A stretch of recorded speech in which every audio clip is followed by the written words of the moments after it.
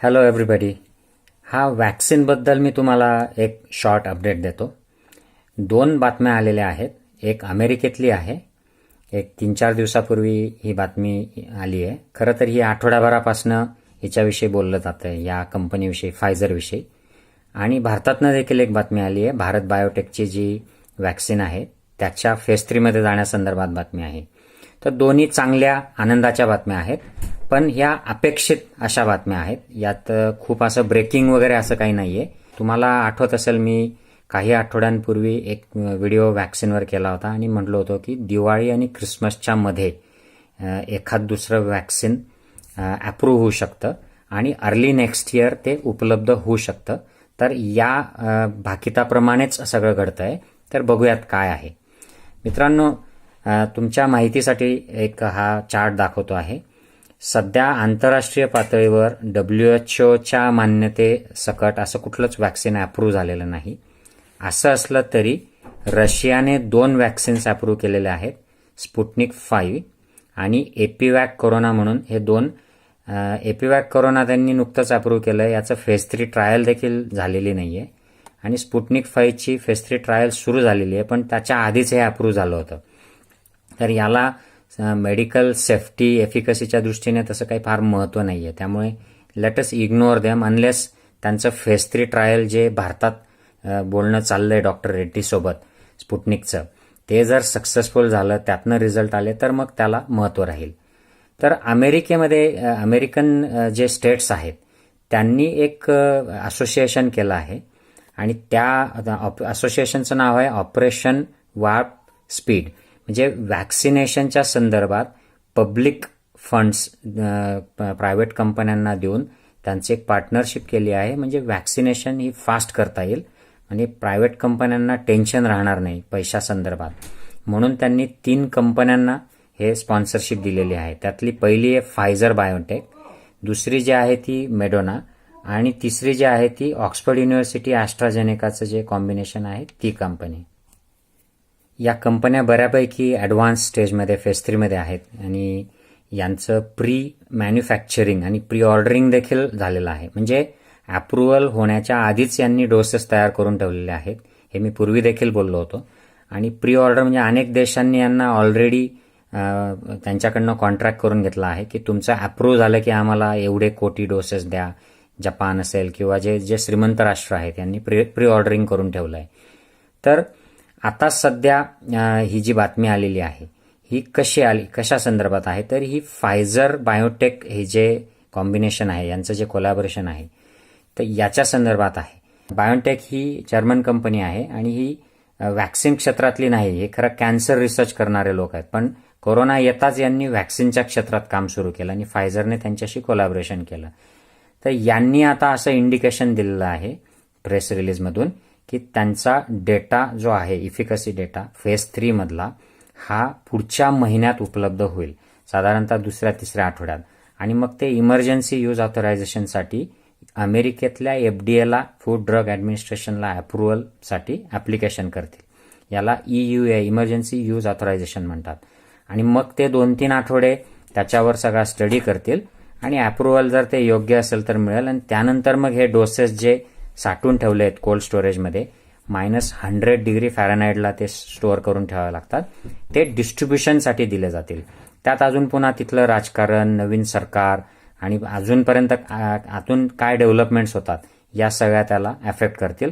पण early next year हे सगळं सुरळीत झालं तर हायरिस्क लोकांना डोसेस यातून मिळू शकतात. म्हणजे हेल्थ स्टाफ आणि ॲट जे लोक आहेत, त्यांचे एजेड लोक किंवा कोमॉर्बिडिटी असलेले, आणि जनरल पॉप्युलेशनला बाय मिड 2021 हे वॅक्सिनेशन मिळू शकतं.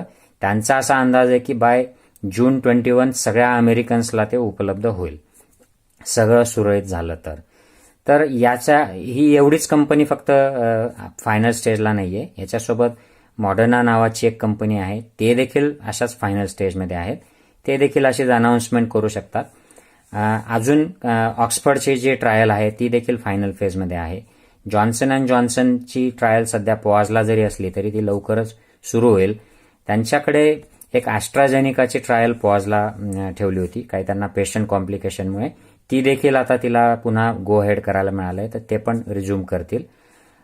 तर अशा पद्धतीने अनेक वॅक्सिन्स हे फायनल स्टेजमध्ये आहेत. चायनाचे वॅक्सिन्स हे ऑलरेडी उपलब्ध झालेले आहेत, लोकांना ते विकले जात आहेत हॉस्पिटलमधून. आर्मी आणि ह्याच्या हायरिस्क इतर ज्या हायरिस्क पॉप्युलेशन आहे यांना ते दिलं जात आहे आणि नोव्हेंबरमध्ये ते जनरल पॉप्युलेशनना चायना रिलीज करणार आहे. आणि पुढच्या वर्षी त्यांच्या ते मित्र राष्ट्रांना देखील चायनीज गव्हर्नमेंट सप्लाय करणार आहे. ही जी फायझरचे जे वॅक्सिन आहे याच्या त्यांनी 32,000 लोकांमध्ये ही फेज 3 ट्रायल केलेली आहे आणि हा जो वयोगट जो आहे 18 ते 55 या वयोगटामध्ये त्यांनी डोसेस दिलेले आहेत आणि फेज 1-2 त्यांचा ऑलरेडी सक्सेसफुल झालेला आहे आणि इफिकसी डेटा नोव्हेंबरमध्ये आल्यानंतर ते अप्रुव्हलसाठी ॲप्लिकेशन करतील आणि याचीच मोठी बातमी सध्या मीडियामध्ये चालली आहे फायझरची.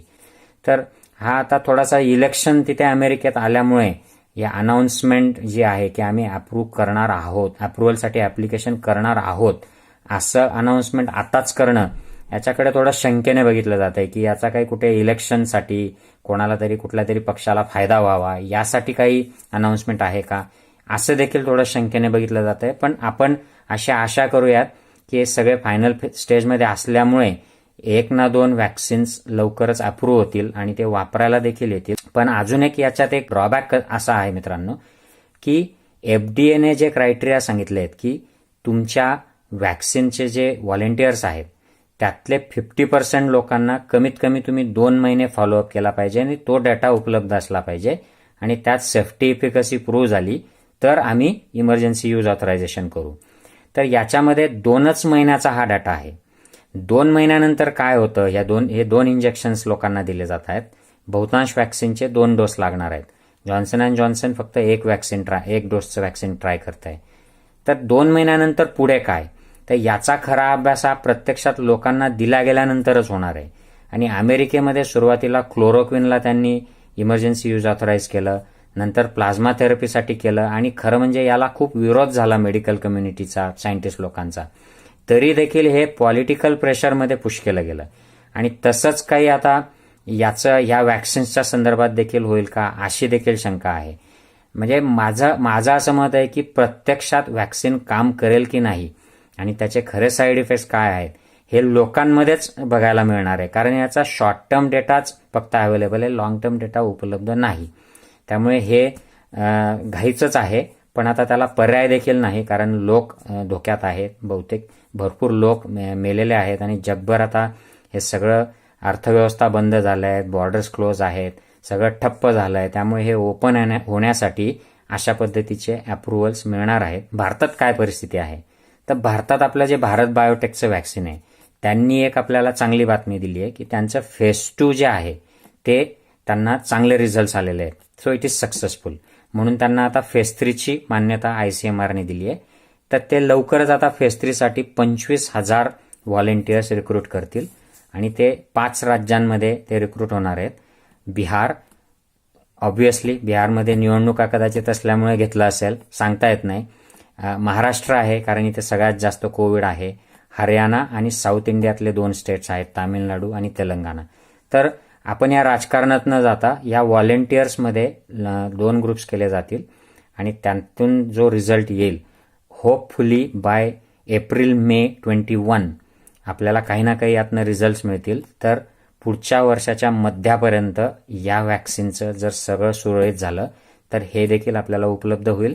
आपल्यालाच नाही तर हे इतर राष्ट्रांना देखील हे उपलब्ध केलं जाईल WHOच्या मार्फत.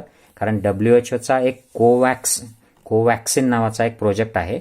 त्यात वॅक्सिनचे जे हे रिसर्चर आहेत, मॅन्युफॅक्चरर आहेत, यांच्याकडून बोलण्या करून गरीब आणि मिडल इन्कम कंट्रीजना ते स्वस्तात उपलब्ध करून देण्यासाठी एक मोहीम चालली आहे कोवॅक्सिन नावाची. आणि ऑफकोर्स भारत हा WHOशी नेहमी सहकार्य करत असतो. आपले आरोग्यमंत्री WHOवर रिप्रेझेंट करतायत, आपले काही सायंटिस्ट तिथे मोठ्या पदावर काम करतायत. तर हे कोलॅबोरेशन देखील होईल. भारतात इतर ज्या 2 वॅक्सिन कॅन्डिडेट्स आहेत, झायडस कॅडिला त्यांची फेज 2 सुरू आहे आणि रशियाचं स्पुटनिक जे आहे ते डॉक्टर रेड्डीज सोबत त्यांचं बोलणं चाललं आहे फेज 3 ट्रायल कंडक्ट करायसाठी भारतामध्ये. तर होपफुली हे देखील मूव्ह व्हावं आणि जास्तीत जास्त वॅक्सिनच्या ट्रायल्स व्हाव्यात, म्हणजे कोणीतरी यातनं सक्सेसफुल होतील, जास्त सक्सेसफुल होतील, जास्त कॅन्डिडेट्स, तर लोकांना फायदाच होईल.